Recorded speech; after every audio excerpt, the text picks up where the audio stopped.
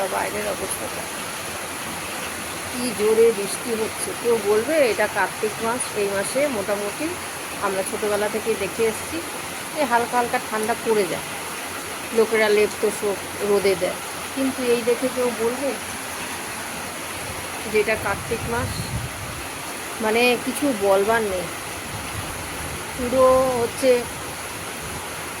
উল্টে গেছে সমস্ত কিছু, মানুষের মানসিকতাও উল্টে গেছে, তার সাথে সাথে প্রকৃতিও উল্টে গেছে।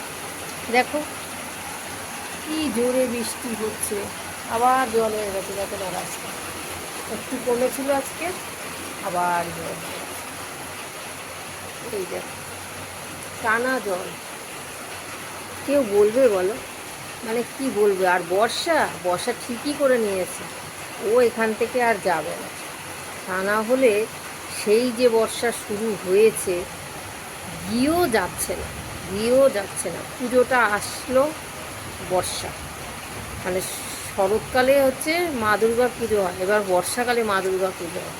গেল কালী পুজো গেল, ভাবলাম যে যাই হোক বিদায় নিয়ে এসে, কোথায় কি আবার যেই কেসে। দেখো তোমরা কি বলো? আমার মতের সাথে যদি তোমরা সহমত পোষণ করো তাহলে কমেন্ট করে জানিও যে কথাটা ঠিক বললাম কি ভুল বললাম। কি জোরে জোরে বৃষ্টি হচ্ছে, কি বলবো, কিছু বলবার নেই আর।